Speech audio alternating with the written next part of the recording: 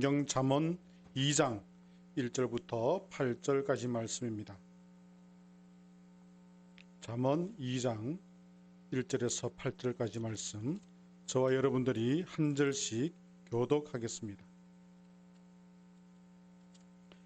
내 아들아, 내가 만일 나의 말을 받으며 나의 계명을 내게 간직하며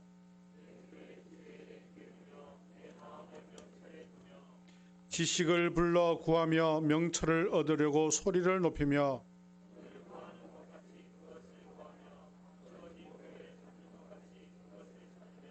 여호와 경외하기를 깨달으며 하나님을 알게 되리니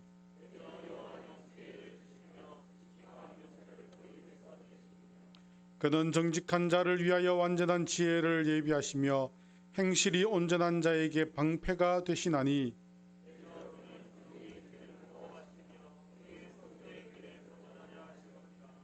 아멘. 제가 예전에 살던 동네에 마트, 이마트, 큰 이마트가 있었어요. 이마트인데 커요. 없는 것이 없어요. 그냥 모든 게 다 있는 거예요.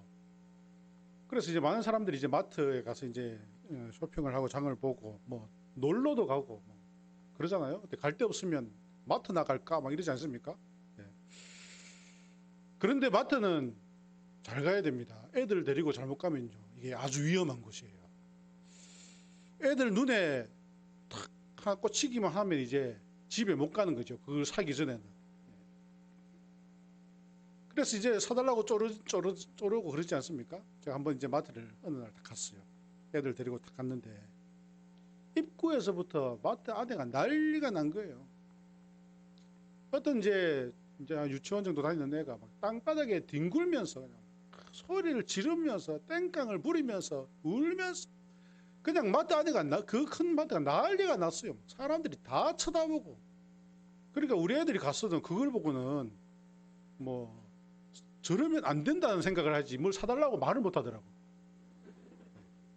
워낙 막 땡깡 부리는데 탁 보니까요, 애 입장에서 제가 애 입장의 생각을 보니까 내가 끝까지 사고야 만다, 이제 그러한 각오를 가지고 있는 것 같아요.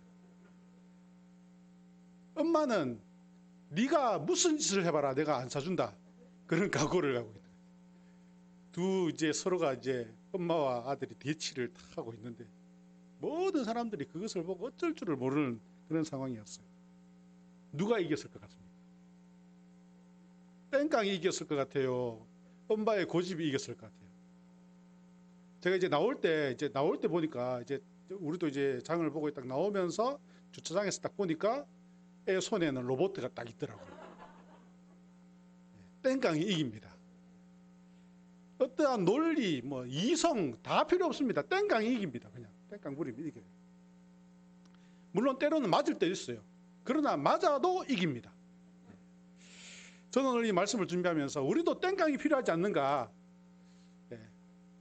표준어가 아니어서 좀 그런데요, 땡깡, 조르는 것 좀 필요하지 않는가, 이런 생각을 해보았습니다. 왜 우리는 땡깡조차도 부리지 않는가? 왜 우리는 하나님 앞에 땡깡조차도 부리지 않고 너무 신사적으로만 나오지 않는가, 그런 생각을 하게 되었습니다. 좀 고상한 말로, 구하는 자에게는 찾고 갈망하는 자가 얻게 되는데 우리는 구하지도 않고 찾지도 않는 밋밋한 그러한 신앙생활을 하고 있는 모습을 보게 됩니다. 오늘 말씀을 1절부터 4절까지를 한 달락으로 치고 이제 보면요, 어떻게 한다라는 말을 문법적으로 말하면 동사다 그러죠. 동사.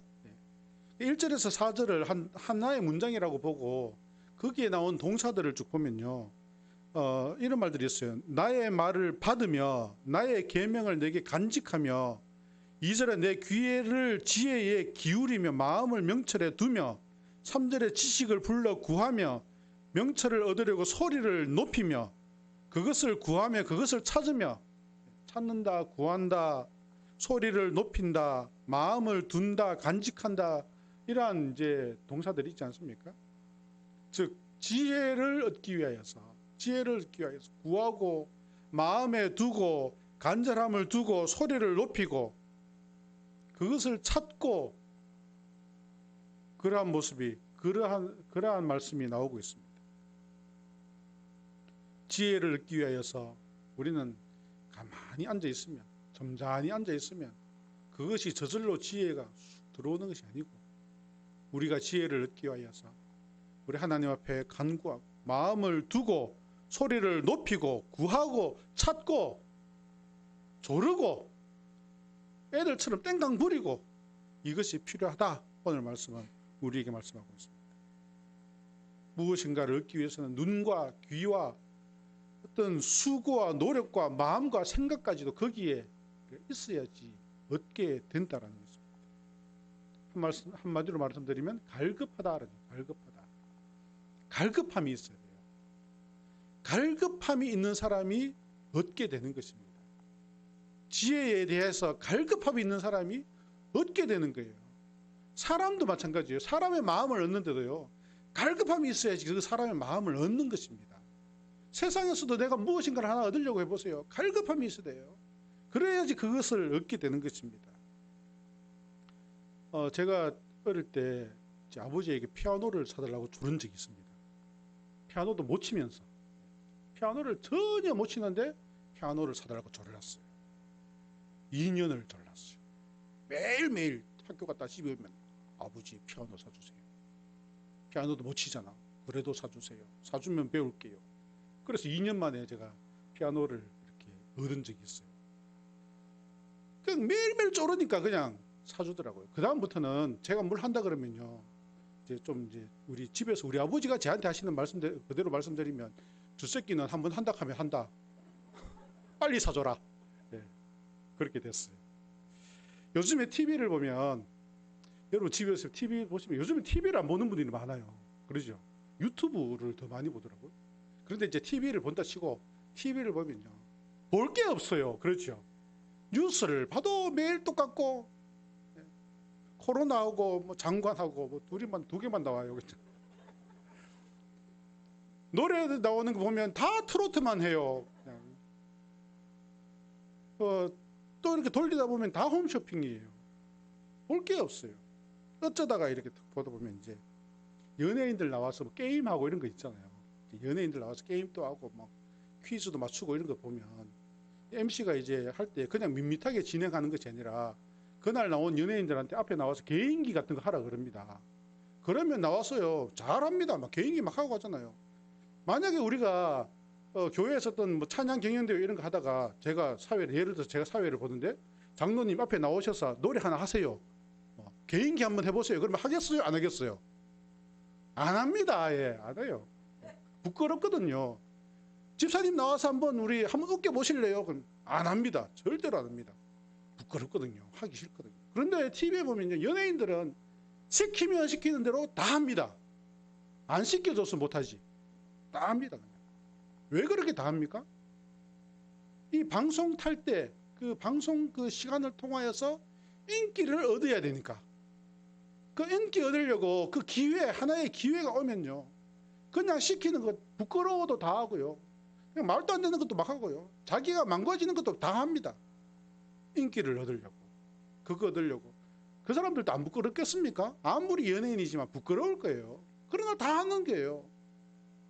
인기를 얻으려고. 인기에 간절하기 때문에. 그들은 인기 얻는데 간절합니다. 간절하니까 스스로 열심히 하는 것입니다. 이런 것을 보면 여러분들 무엇인가 깨달으시는 것이 없습니까? 세상에서도 자기가 얻고 싶은 것 얻기 위하여서 그냥 부끄러움도 마다 하지 않고 다 하는 거예요. 사람한테 잘 보이려고 그냥 자기 안에 있는 것 없는 것 다 내어놓는 그런 사람들도 있어요. 그런데 우리는 하나님 앞에 좀 잘 보이려고 하는 것이 있냔 말이에요. 우리 하나님 앞에 좀 어떻게 구하고 찾으려고 하는 모습들이 있냔 말이에요. 요즘 이 시대를 보면요, 너무 점잖은 시대를 살아가는 것 같습니다. 간절함이 없어요. 너무 풍요로워서 그런가 싶기도 하지만은,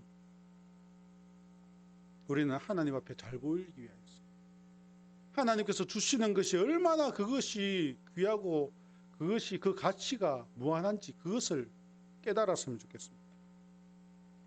하나님 앞에 말씀과 은혜와 지혜에 대한 갈망이 있어야 되는 것입니다. 우리는 하나님에 대해서 좀 관심이 있어야 돼요.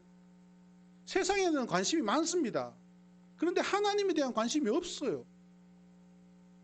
하나님께서 나를 보실 때 어떻게 생각하실까? 그런 마음이 있어야 되는 거예요. 성도가 사람들이 나를 볼 때 어떨까? 여기에 너무 생각을 많이 하는 거예요. 하나님께서 나를 보실 때 어떨까? 관심이 없는 그런 모습들이 있더라는 것입니다. 오늘날 교회의 침체, 성도들의 침체가 왜 오는 것입니까? 영적 침체가 왜 오는 것입니까? 간절함이 없는 거예요. 될 대로 되겠지. 세상에는 관심이 많습니다. 하나님에게는 관심이 없습니다. 하나님 보시기에 민망할 정도로 우리는 하나님 앞에 관심이 없어요. 간절한 마음으로 지혜를 사모하고, 성경에서 지혜라는 말은 설명을 하자면 하나님을 아는 것, 하나님의 뜻을 깨닫는 것, 이것을 지혜라고 합니다. 여기에 우리가 관심이 있어야 되는 것입니다. 하나님 말씀을 사모해야 돼요. 배우기를 힘써야 되는 것입니다. 좀 재미없을 수도 있어요. 그러나 배워야 하는 것입니다. 간절하고 사모하는 자에게는 하나님께서는 큰 은혜를 주시고, 오늘 말씀에 있는 것처럼 하나님께서 지혜를 주신다라고 말씀하고 있습니다. 누가복음 18장 1절에서 8절에 보면 그 제목으로 불의한 재판장 비유라고 있어요. 아시는 분은 잘 아실 텐데요. 어느 도시에 하나님을 두려워하지 않고 사람들을 무시하는 한 재판장이 있었던 것입니다. 그런데 이제 한 과부가 그 재판장에 가서 우리의 이 원수를 좀 풀어달라고, 갚아달라고, 우리의 이 원한을 놓고 갚아달라고 이제 간청을 하는 거죠. 그래, 제목에서도 보시듯이 불의한 재판장이잖아요. 불의한 재판장. 정의로운 재판장 같으면 어떻게 하겠어요? 말을 다 들어주겠죠. 그래, 불의한 재판장. 왜 불의한 재판장이겠습니까? 어떤 사람이 불의한 재판장일 것 같아요? 그러니까 재판을 하는데 뇌물 같은 거 안 주면 안 해주는 거죠. 그리고 내한테 무슨 이익이 될 만한 사건 같으면 아주 신중하고 아주 그냥 잘 해결해 주겠지만은, 그냥 과부, 이 성경에 나온 당시의 과부, 고아, 대표적으로 힘들고 어려운 사람들을 이야기하는 것이 아니겠습니까? 와서 원한을 풀어달라고, 원수를 갚아달라고 하는데, 이 불의한 재판장, 내가 저 과부의 원수를 갚아줘봐야 내게 뭘 얻을 것이 있는가 생각하는 거죠. 안 해주는 것입니다. 그러나 이 과부는 어떻게 했다 그래요? 매일매일 찾아가는 거예요. 매일 찾아가서 쪼르는 거예요. 땡깡 부리는 것입니다. 그냥 해줄 때까지 올 거예요. 그냥 밤에도 가고 새벽에도 가고 그냥 낮에도 가고. 그러니까 이 불의한 재판장이 어떻게 했다 그럽니까? 그 과부의 재판을, 과부의 그 원한을 들어주었다 그러잖아요. 예수님께서는 이 말씀을 통하여서 그 뒤에 보면요, 이런 말씀을 하세요. 하나님께서 그 밤낮 부르짖는 택하신 자들의 원한을 풀어주지 아니하시겠느냐? 밤낮 부르짖는 그 원한을 풀어주지 않겠느냐? 하나님께서도 그렇게 하실 것이다. 그러면서 이제 8절에 보면 또 다른 말이 나오는데요. 예수님께서 이렇게 말씀하십니다. 인자가 올 때에 세상에서 믿음을 보겠느냐? 세상에서 인자가 다시 올 때에 믿음을 보겠느냐는 거예요. 그러니까 불의한 재판장의 그 비유를 통해서 예수님께서는 믿음에 대한 이야기 하시는데, 이게 무엇이냐면요, 간절하게 매달리는 것은요, 거기에 그것만이 나를 구원해 줄 수 있다라는 믿음이 있다라는 거죠. 믿음이 있으면 간절할 수밖에 없는 거예요. 믿음이 없으니까 간절하지 않는 것입니다. 우리가 믿음을 회복해야 돼요. 간절함으로 회복해야 되는 것입니다. 하나님께 대해서 관심 없는 것, 믿음이 없는 거예요. 세상에만 관심이 있고 신앙적인 것에 관심이 없는 것, 믿음이 없는 것입니다. 솔직하게 우리는 이야기해야 돼요. 믿음이 없어서 그래요. 믿음을 회복해야 돼요. 간절함을 회복해야 되는 것입니다.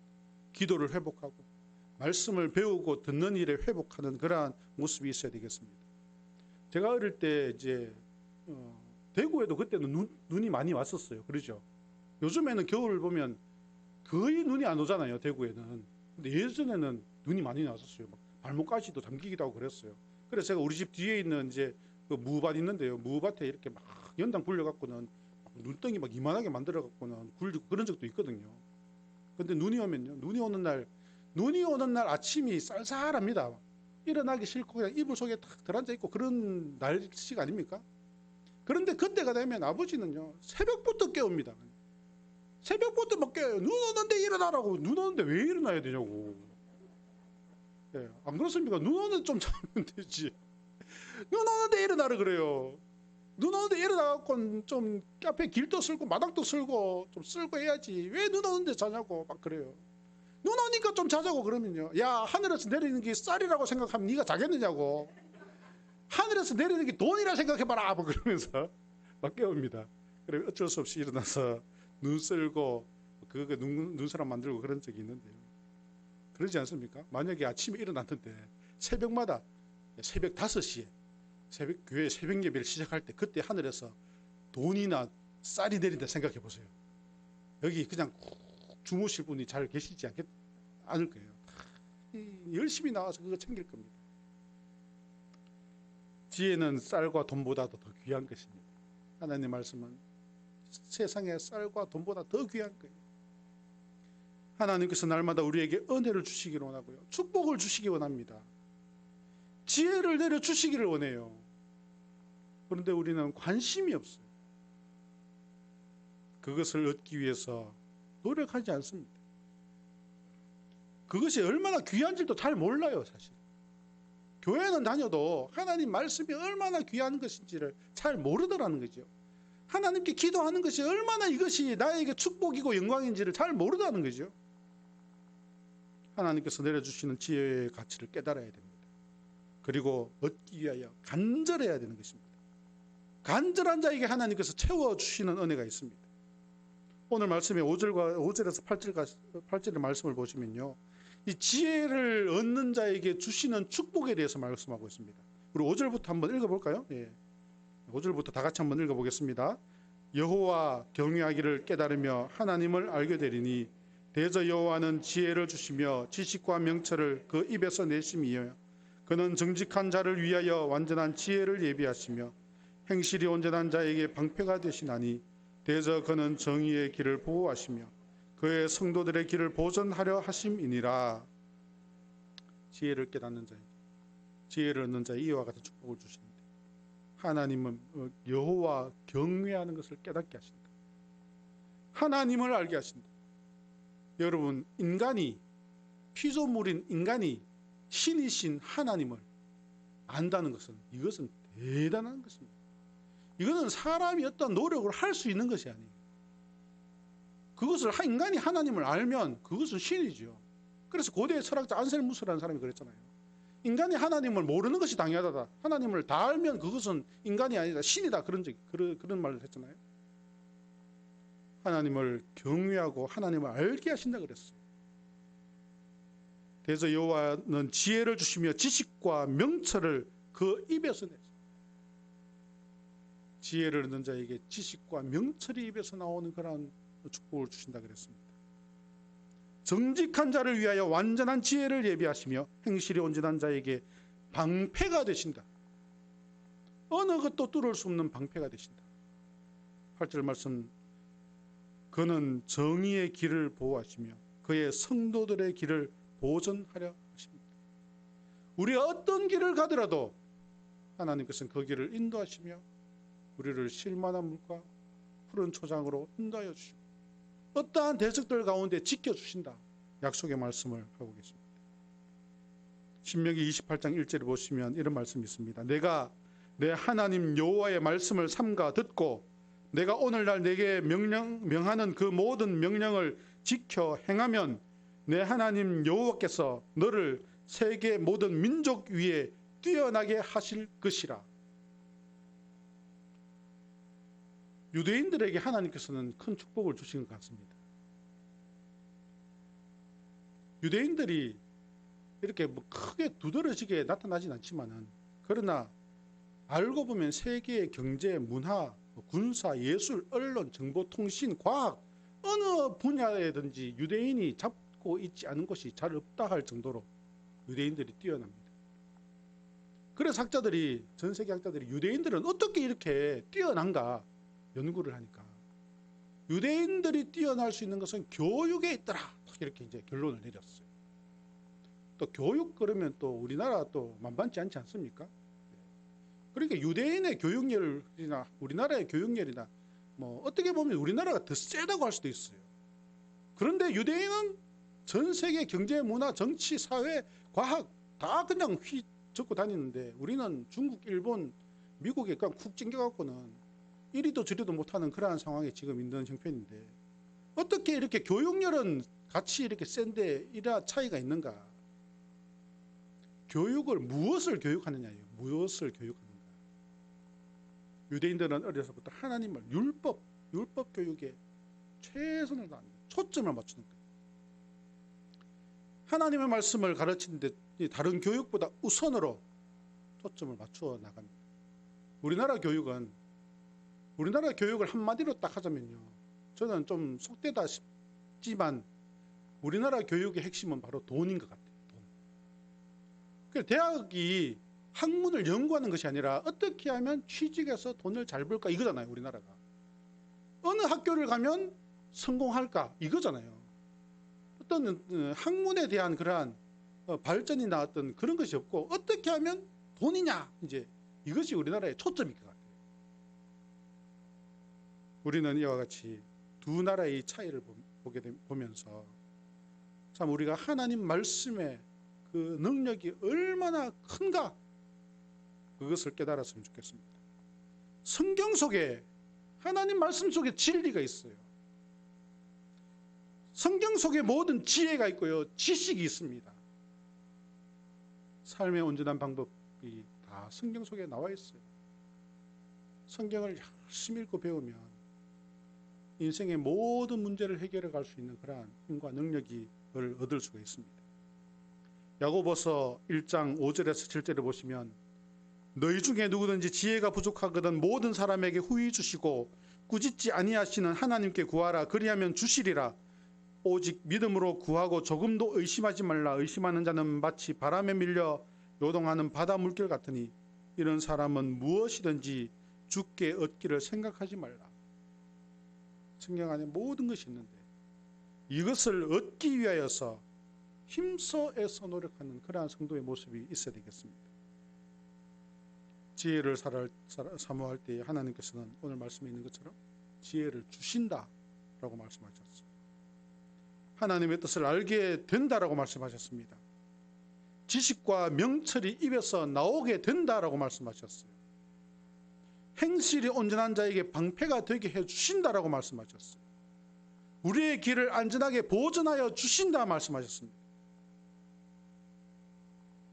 그런데 하나님께서는 이 지혜를 그냥 이렇게 주실 수도 있는데 왜 그냥 이렇게 주시지 않고 우리가 사모하고 간절할 때 얻을 수 있도록 하셨을까요? 그냥 주면 되잖아요. 자, 지혜 해라. 주면 되잖아요.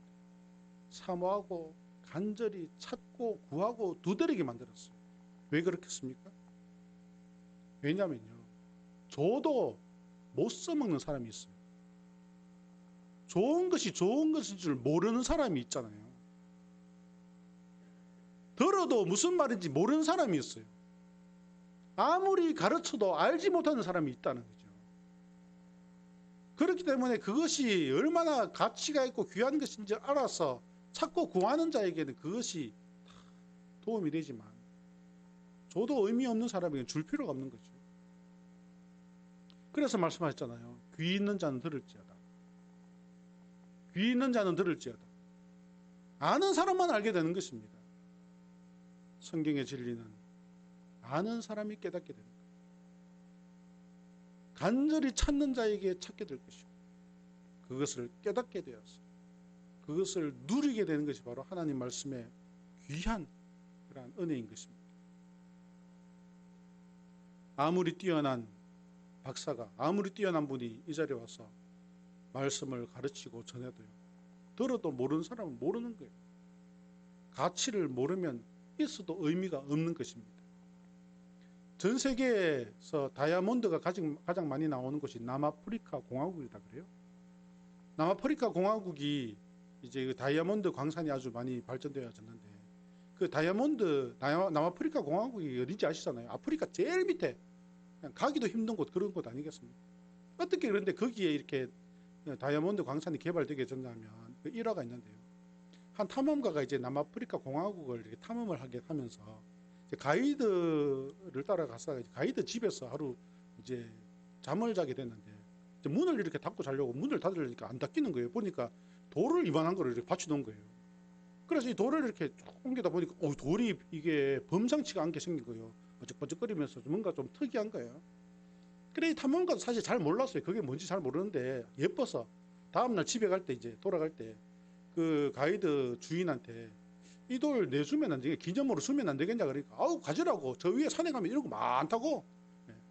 그래서 가지고 왔어요. 가지고 와서는 자기 친구 중에 이제 지질학을 연구하는 친구가 있는데 야 이 돌 내가 갖고 왔는데 한번 봐달라고.